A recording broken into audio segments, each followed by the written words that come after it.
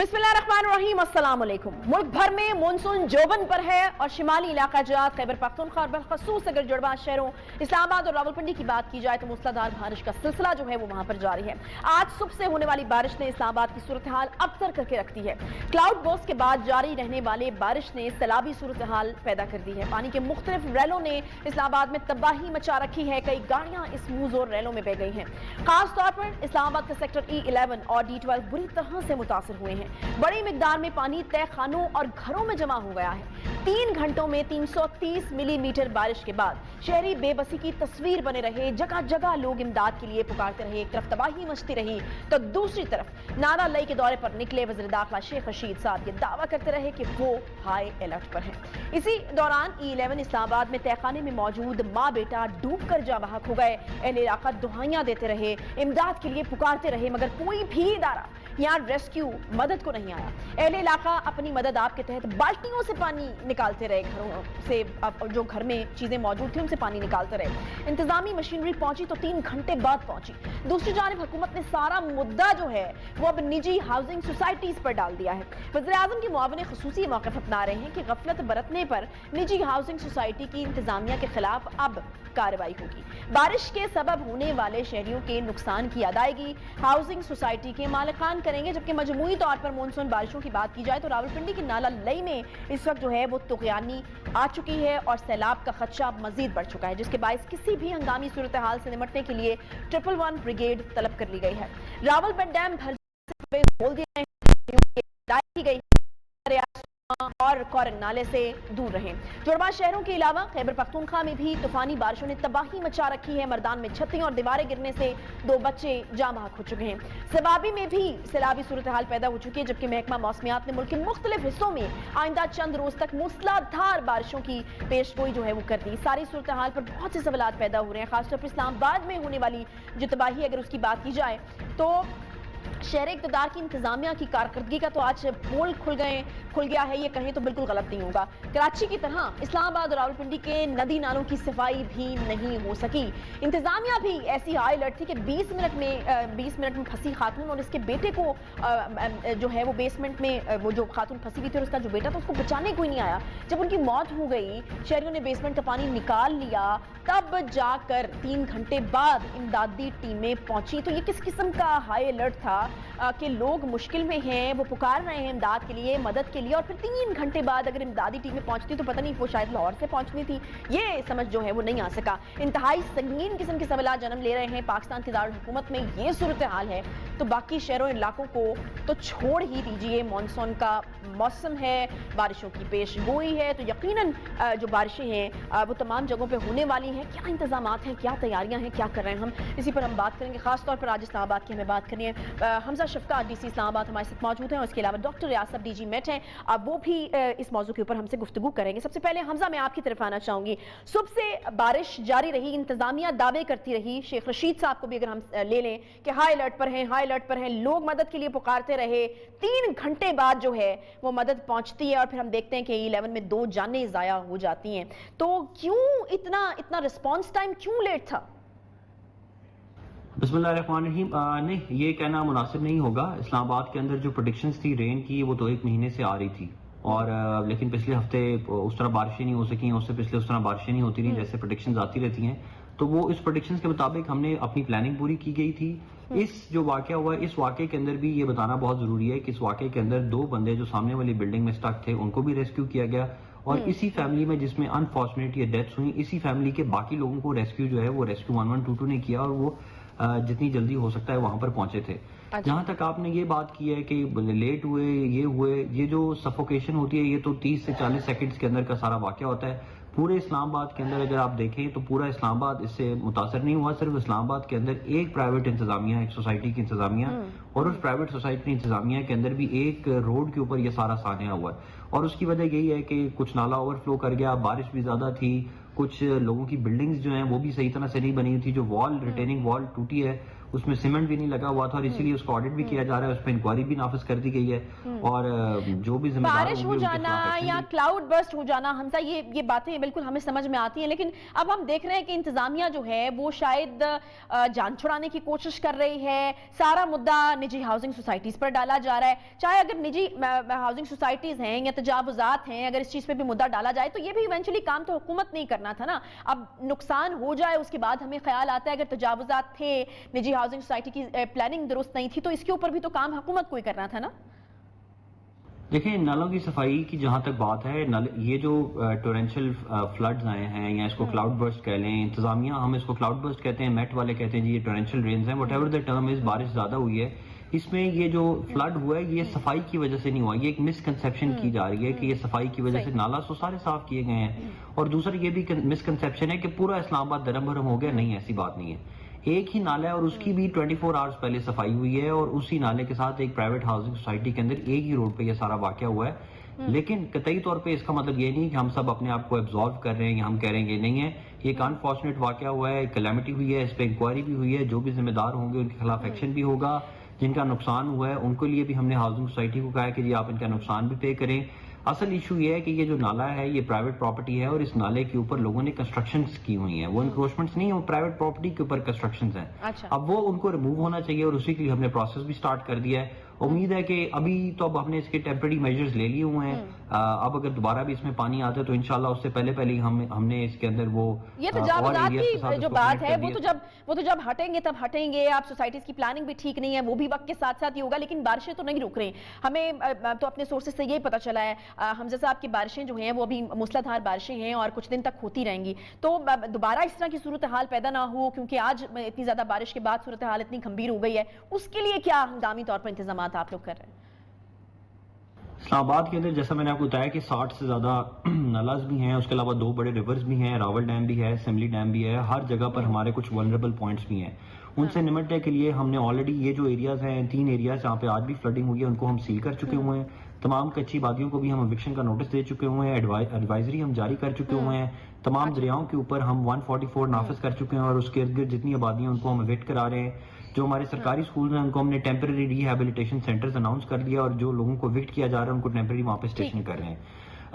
باقی یہ کہ پیچھے سے اگر بارش زیادہ ہوتی ہے, کیچمنٹ میں زیادہ پانی آتا ہے, تو ہمارا رسپانس بالکل تیار ہے, ریلیف ایکٹیویٹی بھی تیار ہے, لوگوں کو بھی ہم متنبع کر رہے ہیں, اخبارات میں اور مساجد میں بھی ہم نے اعلانات کرا دیے ہیں. ٹھیک ہے جی, بہت شکریہ. ڈی سی اسلام آباد محمد حمزہ شفقات صاحب ہمارے ساتھ موجود تھے. ڈاکٹر ریاض صاحب کی طرف میں بڑھوں گی, ڈی جی میٹ ہمارے ساتھ موجود ہیں. ڈاکٹر صاحب مجھے یہ بتائے گا کہ اسلام آباد میں تو بارش نے اپنا کام دکھا دیا, ایک یہ کنفیوژن بھی صبح سے چلتی رہی, جی کلاؤڈ برسٹ تھا یا بارش زیادہ تھی, اس پر بھی جو ہے متضاد قسم کے بیانات آتے رہے. جو بھی تھا آپ لوگوں کی طرف سے پریڈکشن جاری کر دی گئی ہے کہ موسلادھار بارشیں ہوں گی, خیبر پختونخوا میں ہو رہی ہیں, ابھی لاہور میں بھی موسلادھار بارش ہو رہی ہے. آگے ہونے کیا والا ہے اور کس قدر صورتحال جو ہے وہ خراب ہو سکتی؟ ڈاکٹر صاحب ارے دیکھیں, ہم پہلے ہی بتاتے رہتے ہیں کہ مانسون جو سیزن ہے از کوائٹ ڈفرینٹ, اس کی جو ڈائنامکس ہے وہ ڈفرینٹ ہے ود رسپیکٹ ٹو ادر. یہ 3 مہینے ہیں جس میں جو مانسون کی اور ہیوی رین کی, اس کی پریڈکشن کی اگر آپ بات کر رہے ہیں, ویسے تو میٹرولوجیکل ڈپارٹمنٹ کرتے رہتے ہیں, اور جب بھی اگر 26 کو اس کی فورکاسٹ کر چکے ہیں کہ اتنی اس میں بارش ہو سکتی ہے, ہیوی ڈاؤن فور ہو سکتی ہے, اور اس میں نالوں میں فلڈنگ بھی ہو سکتی ہے, اربن فلڈز بھی آ سکتے ہیں, مطلب. لیکن مانسون کو ویسے ہی ہمیں یہ اگر آپ ہسٹری دیکھیں, یہ تو ہمیں آبویسلی اس کو کرنا چاہیے کہ اس میں اس قسم کے ہیوی رین ایکٹیویٹی ہوتی چاہیے. باقی ہمارا جو سسٹم ہے وہ کس لیول کا ہے, اس کی کیپیسٹی کیسی ہے, تو اگر وہ واقعی 100 ملی میٹر کی بارش کو, یا جس طرح پہلے اسلام آباد میں 200 ملی میٹر بارش بھی ہوئی ہے, 300 ملی میٹر بھی بارش ہوئی ہے, وہ مینیج ہوا ہے. یہ ایک اس سے پہلے بھی ایک ہفتہ پہلے 100 ملی میٹر بارش ریکارڈ کی گئی ہے, مطلب یہ آلریڈی مینیج ہو رہے ہیں. اب یہ ایک اس قسم کی اگر کچھ اس قسم کے پرابلم آ سکتے ہیں جن کی وجہ سے اگر فلوز کی جو ویز ہے اگر اس میں obstructions آتے ہیں, تو یہ تو صرف نہیں ہے, یہ آگے بھی اسی طرح ایونٹس جو ہے نا وہ آتے جائیں گے. دوسری بات میں یہی جاننا چاہ رہی ہوں کہ آگے جو ایونٹس آتے رہیں گے وہ کن علاقوں کے لیے آپ لوگ پروڈکٹ کر رہے ہیں, اور کتنی ہیوی رین فال کہاں کہاں پر ایکسپیکٹڈ ہے, یہ جاننا چاہ رہی تھی میں.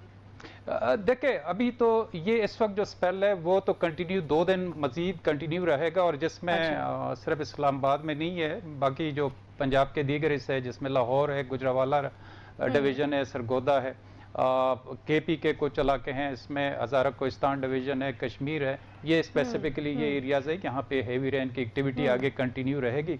इसके बाद गेफ आएगा, लेकिन जैसे पहले ही हम बता रहे हैं कि देखिए मानसून सीजन ये थी 2 महीने, खासकर जुलाई, अगस्त एंड मिड ऑफ सितंबर।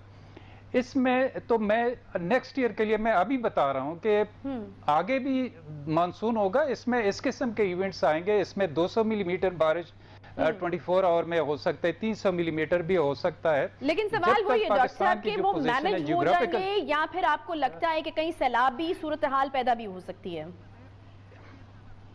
सैलाबी देखिए अगर वो मैनेज नहीं होता तो डेफिनेटली सैलाबी, मतलब अभी मैं ये कह रहा हूँ कि गुज़िश्ता 3-4 साल से काफ़ी हद तक जो मैनेजिंग है वो काफ़ी बेहतर हुआ है और इम्प्रूवमेंट हो रही है, और यही वजह है कि अगर जुलाई में तकरीबन दूसरे-तीसरे हफ्ते से आप देखें पाकिस्तान के मुख्तलिफ एरियाज़ में हेवी रेन एक्टिविटी हो रही है। 200 खासकर पंजाब की अगर हम बात करते हैं, 2 दफ़ा लाहौर में 100 मिलीमीटर से ज़्यादा हुआ है, लेकिन वो मैनेज हुआ है।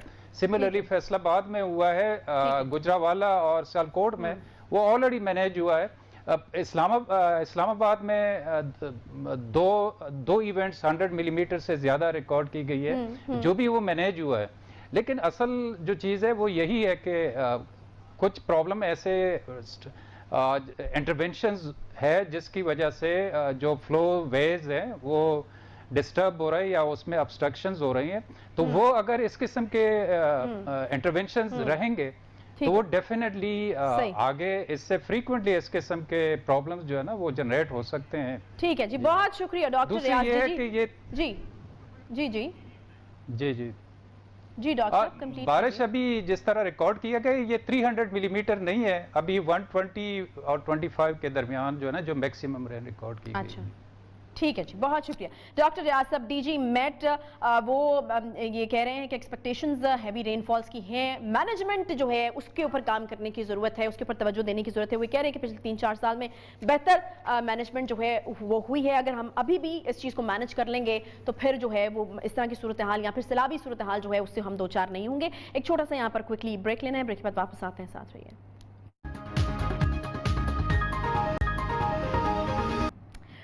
बाज़ औक़ात जब आप प्रोग्राम की तैयारी कर रहे होते हैं तो ऐसी खबरें सामने आती हैं कि दिल दहल उठता है।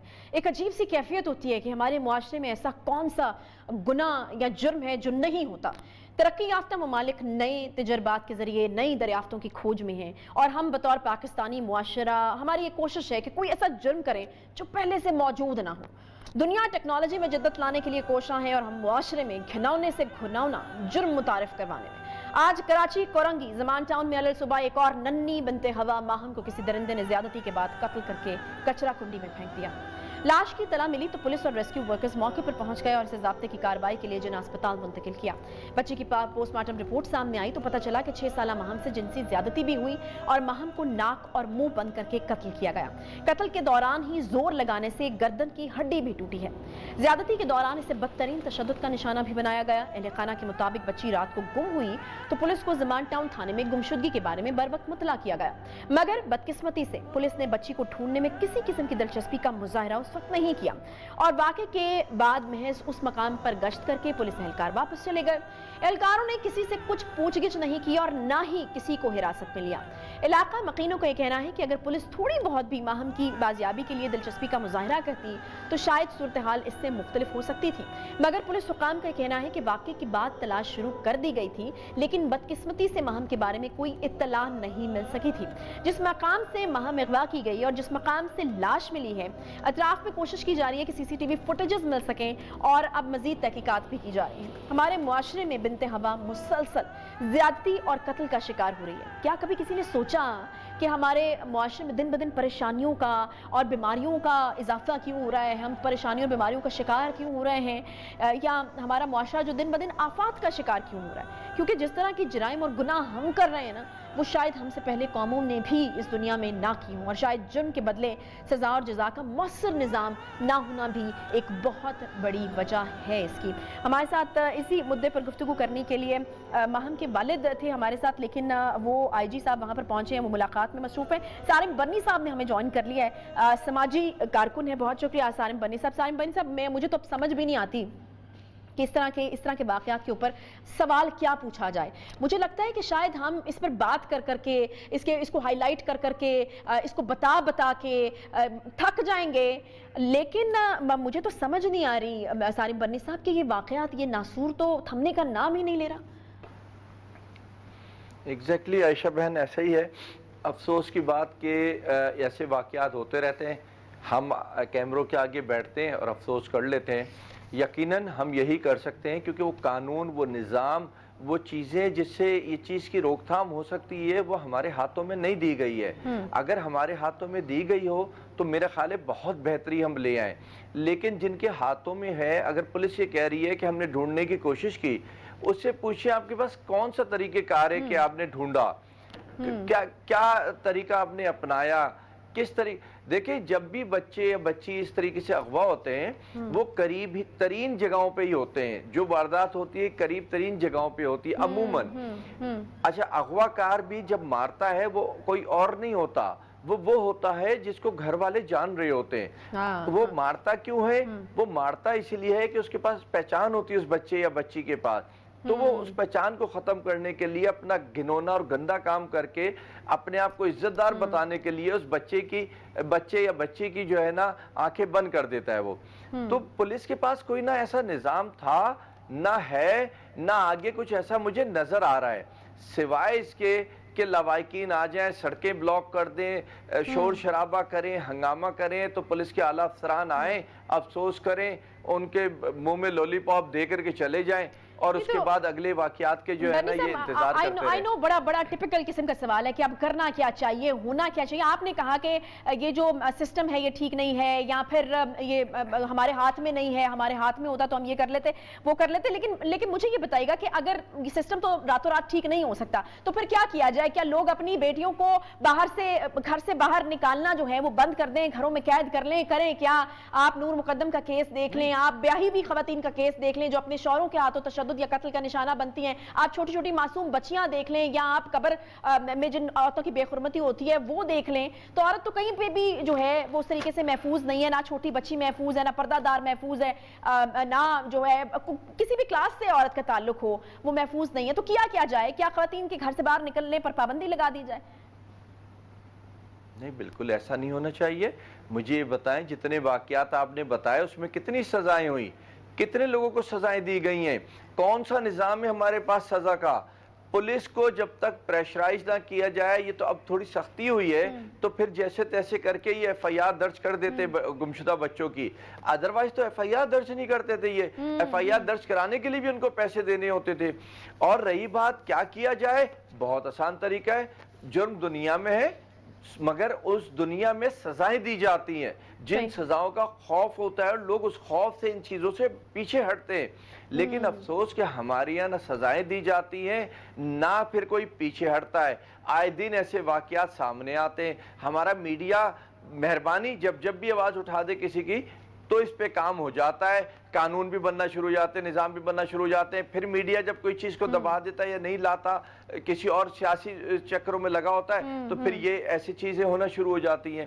آپ دیکھیں، جب ایک وہ قصور والی بچی والا جو واقعہ ہوا تھا، جس پہ وہ ایک بل بھی پاس ہو گیا، بل بنا دیا گیا اس کے نام، اس کے بعد کیا ہوا؟ اس بل سے کیا ہوا؟ اس بل کا کس کو علم ہے؟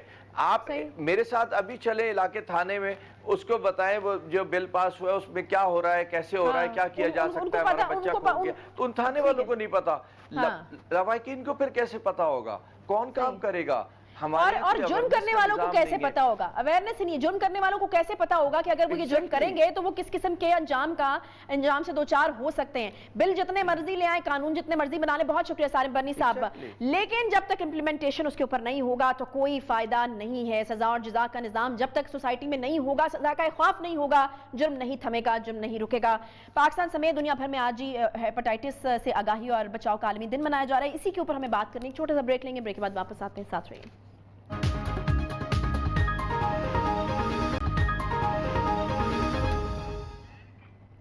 Welcome back. पाकिस्तान समेत दुनिया भर में आज हेपेटाइटिस से आगाही और बचाव का आलमी दिन मनाया जा रहा है।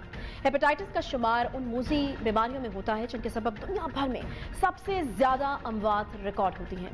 ये कितनी खतरनाक बीमारी है इसका अंदाजा इस बात से लगाया जा सकता है कि दुनिया भर में हर 30 सेकंड में एक शख्स इस बीमारी के सबब मौत के मुंह में चला जाता है।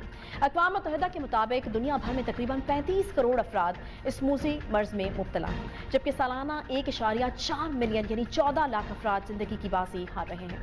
जिगर के इस मर्ज के फैलाव में सबसे बड़ा खतरा ऐसे मरीज हैं जो अपने मर्ज से आगाह ही नहीं होते और यूं वो इस वायरस को आगे मुंतकिल कर देते हैं। बरे आज़म एशिया में हेपेटाइटिस के मरीज सबसे बड़ी तादाद में हैं, जबकि दुनिया भर में होने वाली 70% अमवात भी इसी की वजह से होती है। बदकिस्मती से पाकिस्तान का शुमार भी इन्हीं मुमालिक में होता है जहां हेपेटाइटिस की वजह से मरने वालों की तादाद सबसे ज्यादा है। आलमी इदारा सेहत की एक रिपोर्ट के मुताबिक पाकिस्तान हेपेटाइटिस के मरीजों का शिकार दूसरा बड़ा मुल्क है। सिर्फ पाकिस्तान में ही हर साल 1.5 लाख से जायद अफराद हेपेटाइटिस के सबब जिंदगी से हाथ धो बैठते हैं, जबकि मुल्क में इस मर्ज की सिर्फ 2 इकसाम बी और सी के ही 1.5 करोड़ मरीज जो हैं वो मौजूद हैं। इस कदर खतरनाक सूरत हाल होने के बावजूद इस मर्ज के फैलाव की रोकथाम और तशखीस के साथ साथ इससे बचाव की कोई खातिर खा आगाही मुहिम देखने को नहीं मिलती है। ये बड़ा लम्हा फिक्रिया है।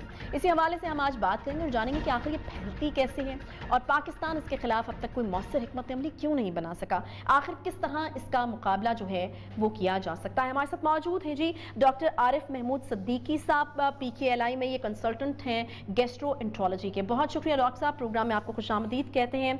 हेपेटाइटिस है क्या, किस तरीके से एक से दूसरे इंसान में मुंतकिल होता है, और ये भी थोड़ा क्लियर कर दीजिए कि ये जॉन्डिस और हेपेटाइटिस में क्या फ़र्क क्या होता है? जी, जॉन्डिस जो है उसको हम सिम्टम मानते हैं technically.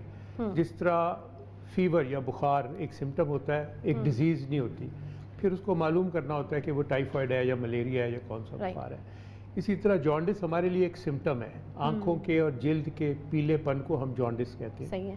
Majority of the cases इसके पीछे लिवर की कोई बीमारी होती है, लेकिन कई दफ़ा रेड सेल की बीमारी से भी जॉन्डिस हो सकता है। So it is a symptom.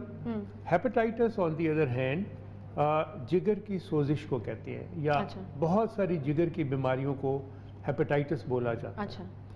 हमारे मुल्क में जिस हेपेटाइटिस का आपने जिक्र किया, इसको हम क्रॉनिक हेपेटाइटिस कहते हैं। हेपेटाइटिस एक्यूट भी हो सकता है जिसमें पीलापन होता है और वो आंधी तूफान की तरह आता है, उल्टियाँ आती हैं, नौजिया होता है, भूख मर जाती है, लेकिन महीने भर के अंदर अंदर मरीज बिल्कुल ठीक हो जाता है। उसमें क्रॉनिक स्टेज नहीं होती। Chronic hepatitis on the other hand जो हेपेटाइटिस बी वायरस से और हेपेटाइटिस सी वायरस से होता है, ये पता भी नहीं लगता कि आपके जिस्म में कब दाखिल हुआ है।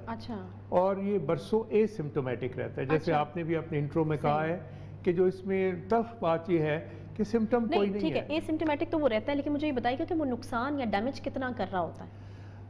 देखिए, इसका डैमेज लेट से कि 15 इयर्स में 15 to 20 इयर्स में वो जिगर को सिरोसिस में बदल देता है। यानी जिगर जो है वो श्रिंक हो जाता है और उसमें कॉम्प्लिकेशन शुरू हो जाती हैं। But it takes about 15 years.